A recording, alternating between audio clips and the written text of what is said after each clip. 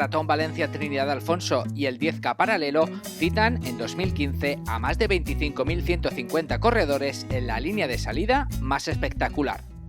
El gran día de la carrera popular en Valencia Ciudad del Running celebra esta gran fiesta del atletismo mucho antes incluso de que se dé el pistoletazo de salida.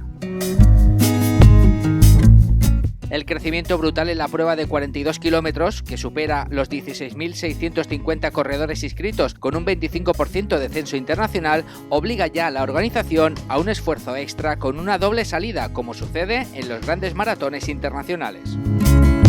Estamos ya en cifras tanto de participación como de ambiente que, como digo, nunca habíamos soñado.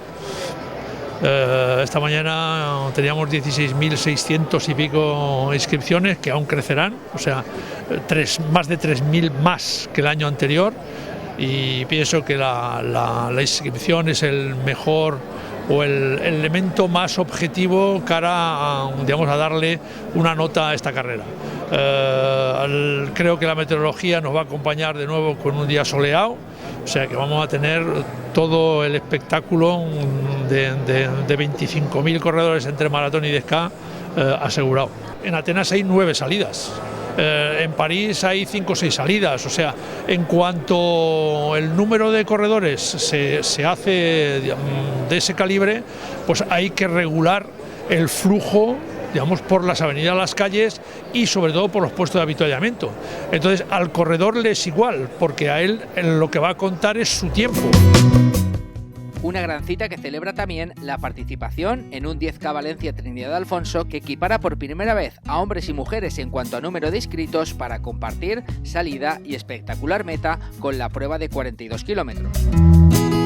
Y eso es lo que queremos, que Valencia se lo termine de creer. Yo creo que ya están todos muy ilusionados en la ciudad. Prueba de ello es que se han ido sumando sectores tipo la hostelería, el comercio, otro sector que es muy nuestro, que es el de las fallas. Yo creo que las fallas es lo que va a hacer diferente el maratón. También no hay fallas en ningún otro maratón del mundo.